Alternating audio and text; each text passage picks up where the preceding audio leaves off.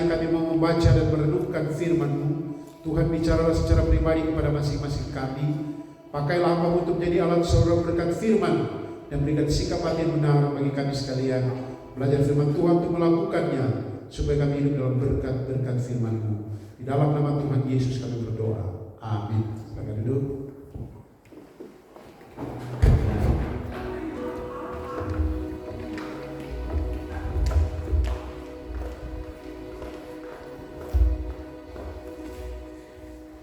Shalom. Selamat hari Natal untuk kita semua. Kasih salam kiri kanan lagi, ulang dulu. Selamat Natal. Puji Tuhan. Biasanya disebut semoga damai Natal memenuhi hati dan pikiran kita. Amin.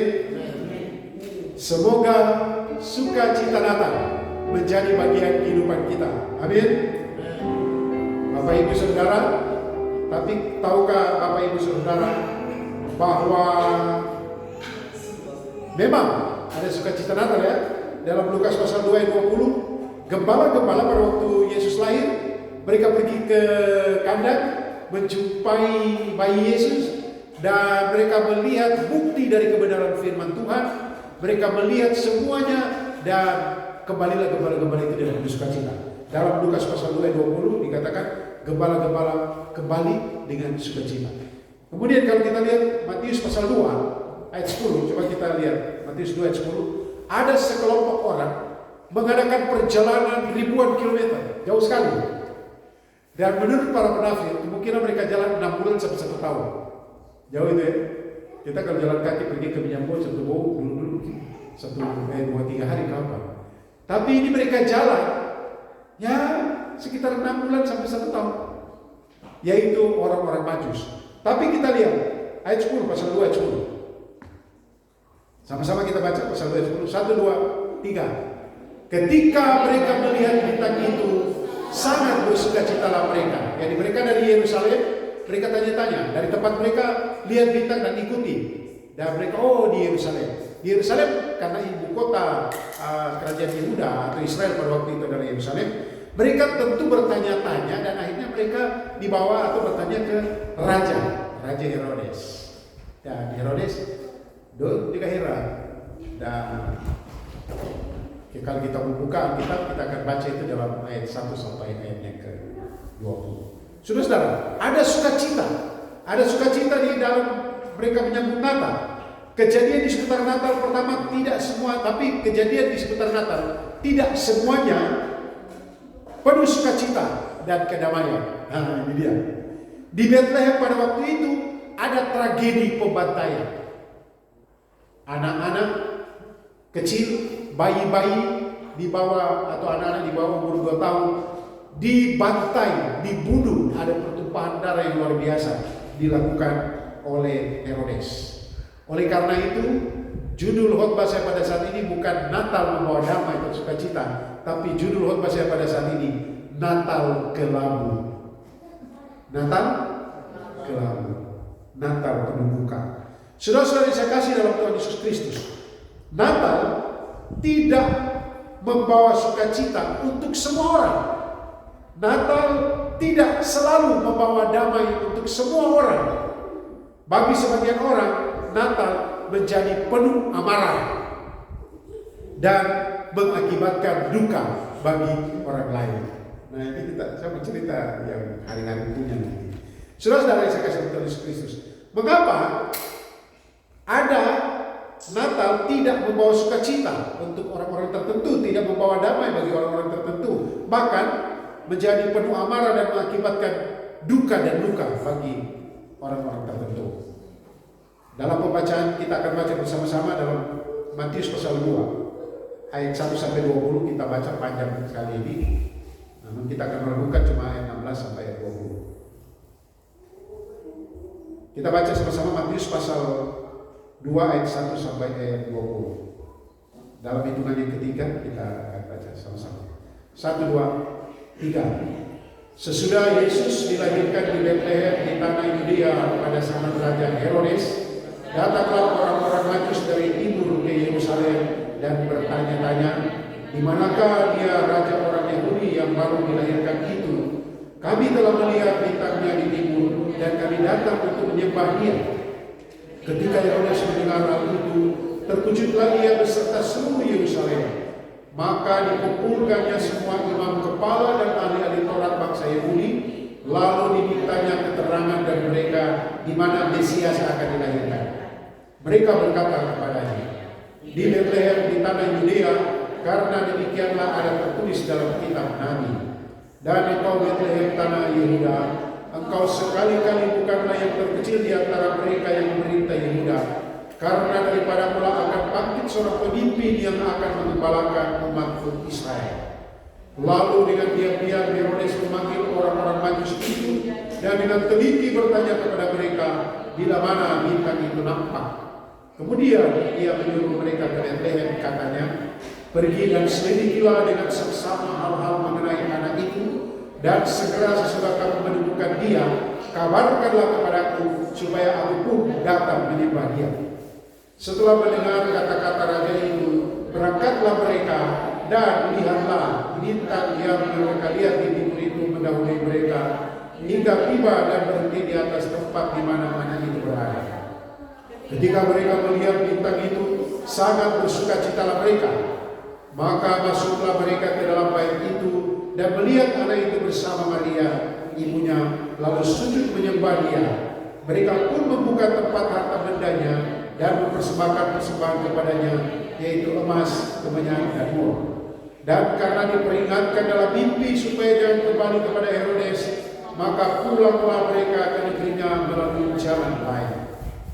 Setelah orang-orang Majus itu berangkat, nampaklah malaikat Tuhan kepada Yusuf dalam mimpi dan berkata, bangunlah, ambillah anak itu serta ibunya, larilah ke Mesir dan tinggallah di sana sampai aku berfirman kepadamu, karena Herodes akan mencari anak itu untuk membunuh dia. Maka Yusuf pun bangunlah, diambilnya anak itu serta ibunya malam itu juga, lalu menyingkir ke Mesir dan tinggal di sana sehingga Herodes mati. Hal itu terjadi supaya genaplah yang difirmankan Tuhan oleh Nabi, dari Mesir dipanggil anakku. Ketika Herodes tahu bahwa ia telah diperdaya oleh orang Majus itu, ia sangat marah. Lalu ia menyuruh membunuh semua anak di Bethlehem dan sekitarnya, yaitu anak-anak yang berumur 2 tahun ke bawah, sesuai dengan waktu yang dapat diketahuinya dari orang-orang Majus itu. Dengan demikian, genaplah firman yang disampaikan oleh Nabi Yeremia. Terdengarlah di Rama tangis dan ratap yang amat sedih. Rahel menangisi anak-anaknya dan tidak mau dihibur, sebab mereka tidak ada lagi. Demikian jauh bacaan firman Tuhan. Yang berbahagia adalah mereka mendengarkan firman Tuhan dan yang melakukannya dalam hidupnya adalah hari. Natal kelabu. Seperti saya katakan tadi, tidak semua orang menikmati Natal yang penuh damai dan sukacita. Kadang ada orang-orang tertentu justru di saat Natal kehilangan sukacita. Justru di saat Natal menjadi penuh amarah dan mengakibatkan duka dan luka bagi orang lain atau bagi diri sendiri. Mengapa? Saya mencatat ada dari konteks pembacaan Alkitab kita ada 3 penyebab atau 3 alasan sehingga Natal itu tidak membawa damai tapi menjadi Natal kelabu. Yang pertama, kalau kita perhatikan pasal 2 ayat 1 sampai 6, yang membuat Natal itu menjadi kelabu adalah karena ketidakpedulian. Bapak Ibu saudara yang saya kasih dalam Tuhan Yesus Kristus, ketidakpedulian artinya malas tahu. Pada peristiwa ini tidak lagi di kandang. Tuhan Yesus tidak di kandang, bayi ini tidak di kandang, tapi sudah di sebuah rumah. Karena apa? Saya yakin pada waktu itu ketika Yesus dilahirkan di kandang Bethlehem, kemudian gembala-gembala datang dan mereka sangat bersukacita. Orang-orang datang menyaksikan dan mereka heran. Mereka menjadi heran. Kok bisa ya? Maria menyimpan itu di dalam hati. Dan setelah itu orang-orang yang sensus yang pergi daftarkan diri, mereka pulangkan ke tempat masing-masing. Ya, sudah ada rumah yang bisa. Nah, Yusuf ini adalah orang Bethlehem. Yusuf dan Maria orang Bethlehem. Jadi kemungkinan besar ada leluhur mereka punya rumah di situ dan mereka sudah di sebuah rumah. Nah, saudara-saudara saya kasih tahu Yesus Kristus. Sementara pada waktu peristiwa kelahiran Yesus, orang-orang dari timur melihat bintang dan mereka, oh ini ada raja besar yang lahir, dan mereka ikut bintang sampai di Yerusalem. Sampai di Yerusalem, mereka di Yerusalem itu adalah ibu kota. Mereka pergi ke istana, cari raja yang baru lahir di Yerusalem, di istana, tapi tidak ditemukan. Nah, saudara-saudara, kita akan melihat profil pribadi-pribadi ini. Ketika didengar oleh Herodes ini penasaran. Loh, tetapi kita lihat saudara, Herodes dia panggil imam-imam kepala dan ahli-ahli Taurat. Mengapa? Untuk bertanya. Karena Herodes juga tahu, memang Herodes ini keturunan Moab, tapi dia mungkin ada campuran orang Yahudi. Jadi mereka tahu tentang janji keturunan Mesias yang akan datang memerintah Israel selama-lamanya. Bapak Ibu Saudara, dan dia panggil, dan coba kita lihat di dalam ayatnya yang ayatnya keempat, ayat 4 dan 5. Ayat 5 maksudnya, mereka berkata kepadanya, di Bethlehem di tanah Yudea, karena demikianlah ada tertulis dan seterusnya. Jadi ketika ditanya kepada imam-imam besar dan ahli-ahli Taurat, dia bilang begini, Raja Mesias yang lahir itu di Bethlehem seperti dibuat Nabi Mika 500 tahun sebelum ini. Tetapi engkau wahai Bethlehem Efrata. Dan saudara, setelah imam-imam besar dan ahli-ahli Taurat ini mendengar itu atau menyampaikan itu kepada Herodes, apa yang mereka buat? Mereka tidak buat apa-apa. Kalau mereka peduli, kalau mereka yakin dengan kebenaran firman, maka mereka akan penasaran atau mereka akan pergi cari, tapi mereka malas tahu. Dan akibat malas tahu itu adalah kita lihat di sini. Nah, Herodes juga, dia kan raja, dia tinggal bisa membuat tidak damai. Jadi yang membuat ketidakdamai ini adalah karena ketidakpedulian. Pertama, saudara-saudara yang saya kasih kepada Yesus Kristus, mereka malas tahu tentang kebenaran firman. Saudara-saudara yang saya kasih kepada Yesus Kristus, di dalam kita juga menyambut Natal Yesus Kristus. Kita menyambut Sang Juru Selamat, penebus dosa. Dia yang diutus oleh Allah ke dalam dunia ini, tujuannya untuk datang sebagai Juru Selamat. Nah, kalau Juru Selamat ini kalau kita lihat, dia harus menderita secara mati di kayu salib bagi kita. Nah, ketika hal ini mereka dapati ahli-ahli Taurat, udah malas tahu, udah biasa saja. Dan kita juga kadang-kala terjebak pada malas tahu. Kita berpikir tentang, oh Natal itu baju baru, Natal itu makanan, Natal itu, tetapi kita jangan lupakan Natal itu adalah Yesus Kristus yang lahir, Juru Selamat yang lahir. Itulah sebabnya kita datang, kita berhari raya, kita berpesta. Kalau di kampung saya bilang hari besar. Makanya begitu Antonio tadi, saya seragam, saya juga walaupun jas-jas sudah dibenahi, tinggal satu-satunya jas ini kan, nggak harus pakai jas juga karena hari Natal. Karena Raja besar lahir, Yesus Kristus. Tetapi saudara, kita tidak boleh tidak peduli dengan kebenaran. Kita harus peduli. Itu yang pertama. Yang kedua, apa yang menyebabkan Natal itu tidak damai? Saudara-saudara, yang menyebabkan Natal itu tidak damai, kehilangan sukacita, menjadi Natal kelabu karena kemunafikan. Herodes ketika dia suruh orang Majus, kamu pergi cek baik-baik ya. Kalau kamu sudah dapat, balik datang kasih tahu saya. Saya juga menyembah dia, padahal dia tipu. Dia ingin cari tahu, dia kan penasaran. Nah, saudara, saya akan cerita nanti yang ketiga tentang Herodes ini. Dan saudara, ketika dia menyampaikan nanti, Pak, saya bayangkan dia buka bagaimana dia Herodes yang jahat, dia buka. Ya, nanti pokoknya kamu dapat tahu. Nanti saya menyembah dia juga. Dia tipu. Kemunafikan bisa membuat orang pada perayaan Natal yang semu. Perayaan Natal yang semu. Ya, mereka merayakan tapi bukan merayakan Juru Selamat yang lahir. Tetapi perayaan mereka semuanya yang penting pesta-pesta, kembang api,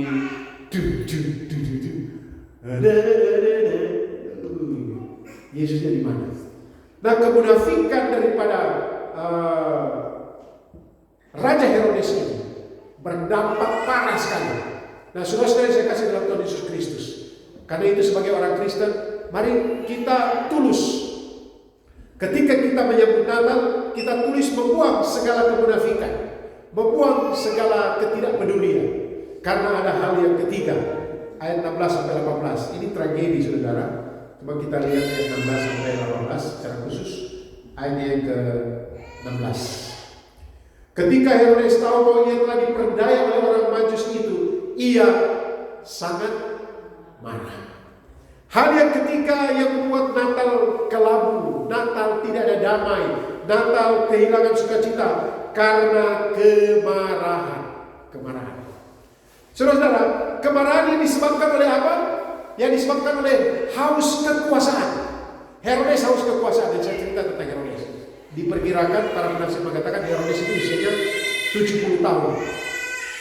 Dia sudah berusia 70 tahun dan dia sudah bunuh anak-anaknya. Anak-anaknya tidak boleh ada jabatan sedikit. Anak-anaknya tidak boleh naik karir. Dan dia bunuh anak-anaknya. Dan dia jahat sekali. Bahkan salah satu kaisar Roma bilang begini, lebih baik jadi anak babi daripada jadi anak Herodes. Karena di sana anak babi katanya tidak boleh dibunuh, tidak boleh disembelih. Tapi Herodes dengan teganya membunuh anaknya sendiri. Jadi kalau membunuh bayi-bayi yang dicurigai sebagai Mesias, itu adalah sesuatu yang biasa bagi Herodes. Karena apa, saudara? Kemarahan yang disebabkan oleh takutnya kehilangan kekuasaan, takutnya tersaingi. Yang kedua, takut tersaingi. Akibatnya pembantaian anak-anak di Bethlehem dan sekitarnya. Ada beberapa pelajaran dari renungan firman Tuhan pada saat ini. Pelajaran yang pertama, Bapak Ibu Saudara, bahwa tidak ada kuasa apapun, tidak ada kuasa kegelapan apapun, tidak ada siapapun yang bisa menghambat tujuan dan rencana Allah bagi penyelamatan dunia. Iblis bisa pakai Herodes, dia kan kirim untuk bunuh anak-anak usia berapa? Di bawah 2 tahun. Kan dia bisa, kalau seandainya dia pikir, ya saya bunuh anak-anak yang usia kalau itu 6 bulan 1 tahun saja, 1 tahun ke bawah. Tapi dia tidak mengambil risiko. Dia bilang, saya bunuh semua, jangan itu salah perhitungan. Bunuh saja dari 2 tahun. Dan bukan hanya di Bethlehem yang dia bunuh, tapi di sekitar Bethlehem. Menurut tradisi gereja tertentu, dikatakan bahwa yang dibunuh 14.000 anak-anak atau bayi, 14.000. Tapi beberapa penafsir bilang tidak sampai 14.000. Yang penting banyak sekali anak-anak. Di sana ada duka, ibu-ibu menangis, keluarga-keluarga berduka karena anak-anak dibunuh dengan seperti biasa saja. Oleh karena begitu marah, begitu takut tersaingi, tapi Allah tetap pada rencananya. Sebelumnya kan sudah dibilang kepada Yusuf, bawalah anakmu lari, anakmu pergi keluar ke Mesir. Saudara jangan tanya begini, kenapa Tuhan tidak pede supaya Herodes tidak bunuh anak-anak. Ini menjelaskan dari sisi yang berbeda, di mana ada kejahatan manusia yang luar biasa. Sehingga ada orang-orang berkata, anak-anak ini adalah martir pertama berhubungan dengan Sang Juru Selamat atau Yesus Kristus. Itu pelajaran yang pertama. Pelajaran yang kedua, Bapak Ibu Saudara yang kasih Tuhan. Kalau kita menyambut Natal, kita harus ingat yang terpenting adalah kepedulian kita kepada firman Tuhan, kepada karya Allah, kepedulian kita dan membuang segala macam kemunafikan. Kalau toh kasih selamat Natal, kita betul kasih senyum yang terbaik, senyum yang tulus. Selamat Natal, selamat Natal. Semoga damai Natal menjadi bagian kehidupan. Bukan. Harus ada ketulusan, bukan kemunafikan. Karena saudara, kemunafikan itu bisa membuat tidak ada damai di dalam hati. Dan ketika kita tidak ada damai di dalam hati, menggerogoti banyak hal. Kita mulai sakit, kita mulai ini, kita mulai lemah, loyo, lesu, dan lain sebagainya. Beberapa waktu lalu, kami ada keluarga besar di WA, berbicara tentang ada Natal kapan. Nah, karena Tom punya fokus ini anak-anak muda, bapak-bapak muda yang kerjanya sibuk sekali semua, jadi lama ditanggapi. Dan saya sebagai yang agak senior di antara cucu-cucu saya, ya bagaimana kalau ini, dan akhirnya semua jadi. Tapi setiap kali mau kirim WA saya pikir baik dulu. Saya sudah ketik dan saya doakan Tuhan ini kalau saya mau kirim bisa tidak nih. Jangan gara-gara WA ini damai sejahtera hilang. damai Natal hilang, sukacita diri hilang. Mari kita tulus hati, kita memberikan ketulusan apa adanya kita. Saudara yang saya kasih dalam Tuhan Yesus Kristus. Yang ketiga, ketika Natal itu datang, mari kita rem itu amarah. Bisa-bisa kan? Cepat! Itu. Di sini kita diajar untuk belajar menguasai diri. Jangan jadi Herodes. Nanti jadi Herodes akhirnya kita bunuh semua, bunuh perasaan kita, bunuh sukacita kita, bunuh damai sejahtera kita. Dan memang Natal kehilangan makna. Natal kelam. Kita tidak mau Natal ini menjadi kelam. Karena itu buanglah ketidakpedulian, buanglah kemunafikan, kendalikan amarah. Amarah itu sesuatu yang normal sebagai manusia. Tapi Tuhan memberikan kepada kita untuk mengendalikan amarah. Dan amarah itu bisa menyebabkan, coba lihat amarahnya siapa ini. Tapi kalau Tuhan percayakan kita ada kekuasaan, jangan menjadi pribadi yang takut tersaingi. Biarlah ada hal-hal tertentu yang kita bisa dapatkan. Kiranya Tuhan akan menolong kita dan damai sejahtera Tuhan jadi bagian dalam kehidupan kita. Mari kita berdoa. Terima kasih Bapa di surga, oleh karena Engkau beri kesempatan bagi kami diingatkan kembali untuk supaya kami peduli kepada kebenaran firman. Kami membuang segala macam kemunafikan sehingga kami menjadi orang-orang Kristen yang menjadi berkat oleh karena ketulusan hati kami. Tetapi kami mohon Roh Kudus tolong kami, kuasai kami sehingga kami tidak dikuasai oleh kemarahan yang mungkin disebabkan oleh hal-hal yang kecil atau hal-hal yang membuat kami tidak sejahtera. Kami berdoa mohon Allah Roh Kudus tolong kami untuk menguasai diri. Kami mengucap syukur oleh karena kami ada di hari Natal ini, dan kami berdoa biarlah tragedi Natal yang dilakukan oleh Herodes menjadi peringatan akan kami, supaya kami sungguh menyadari bahwa Engkau Tuhan yang pegang segala kuasa. Engkau mengendalikan segala sesuatu untuk kebaikan kami sekalian, tetapi juga tolong kami untuk supaya kami menjaga diri dan kehidupan kami menjadi berkat bagi orang sekitar kami. Terima kasih, kami ucap syukur untuk firman-Mu dalam nama Tuhan Yesus. Haleluya. Amin. Saya kembalikan kepada saudara.